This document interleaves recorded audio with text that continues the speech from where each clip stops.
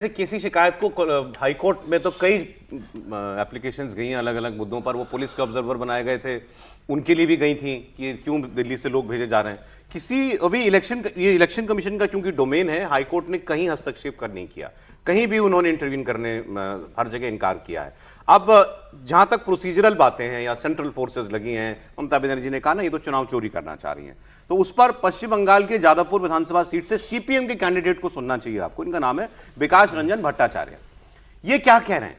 इन्होंने कहा कि ममता बनर्जी की निराशा है कि वो इस किस्म की बातें कह रही हैं और ये उनके लोगों ने 15 साल गुंडागर्दी और अपनी मनमानी की है, वो मनमानी अब नहीं चल पा रही है, वो आपको ममता बनर्जी के एक्शंस में दिखाई दे रहा है। वरना सीआरपीएफ हो या इलेक्शन कमीशन हो, हमें इनके किसी के कॉन्डक्ट से कोई शिकायत नहीं है।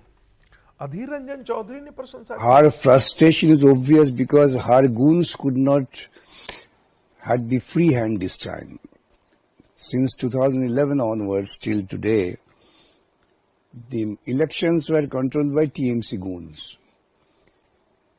After 11 o'clock in the morning, all the booths were really taken over by them, these goons, and they used to control. Now this time they failed. And that's the frustration and fear of Mamta. एक चुनाव हो रहा है और कांग्रेस और left वाले जो हैं वो कह रहे हैं कि कहीं कोई हमको प्रक्रिया में कोई कमी दिखाई नहीं दे रही है। देखिए, बड़ा दुर्भाग्यपूर्ण है कि ममता बनर्जी जैसे नेता कोई पहली बार चुनाव लड़ रहा हो और पहली बार चुनाव प्रक्रिया को सामना कर रहा हो और वो इस तरीके से आरोप लगा और उसे लगे कि भाई ईवीएम में कुछ तरह की छेड़छाड़ हो सकती है तो समझा जा सकता है। ममता बनर्जी तो 1984 में पहली बार लोकसभा की सांसद बनी थी, 7 बार की लोकसभा की सांसद चुनाव लड़ी, वो इसी चुनाव प्रक्रिया से वो चुनाव जीती है। मुख्यमंत्री 3 बार की मुख्यमंत्री रही है, 2011 का चुनाव जीती है, 2016 का जीती है, उसके बाद 21 का वो चुनाव जीती है।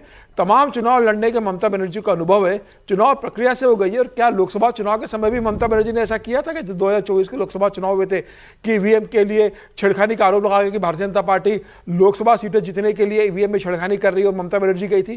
किसी चुनाव में ममता बनर्जी का ऐसा व्यवहार देखने को नहीं मिला कि जो कार्यवाहक मुख्यमंत्री है, इतनी बड़ी नेता, वो रात को जाए और 4 घंटे वहां पर जाकर बैठे।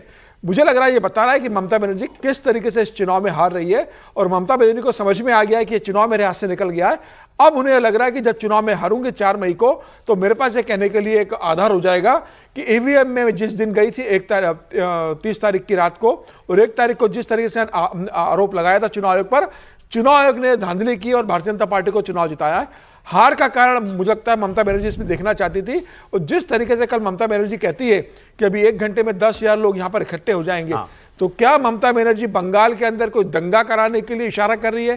क्या ममता बनर्जी चुनाव आयोग को यह कहना चाहती है कि भाई अगर चुनाव परिणाम मेरे अनुरूप नहीं आए तो 4 तारीख को पूरा बंगाल के अंदर आगजनी और दंगा कराने के लिए मेरे कार्यकर्ता तैयार होंगे? चुनाव में हार जीत लगी रहती है। चुनाव में तमाम एग्जिट पोल बता रहे हैं कि आप चुनाव हार रहे हो, आपको खुद लग रहा है कि सत्ता आपके हाथ से निकल गई है। ऐसे में जो भी परिणाम आए आपको गरिमापूर्ण स्वीकार करना चाहिए। इस तरीके से आप हिंसा की धमकी देने की कोशिश करना, कार्यकर्ताओं को हिंसा के लिए उकसाना, देश के चुनाव प्रक्रिया पर प्रश्न चिन्ह खड़ा करना और दुनिया में यह बताना कि भारत में चुनाव जो हो रहे हैं वो निष्पक्ष चुनाव नहीं होते, मुझे लग रहा है बहुत दुर्भाग्यपूर्ण है।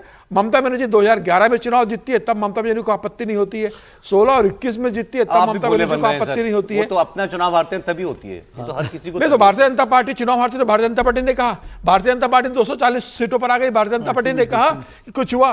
प्रधानमंत्री नरेंद्र मोदी 1.5 लाख पर बनारस में आ गए तो क्या बीजेपी ने कहा कि कोई छेड़खानी हुई है?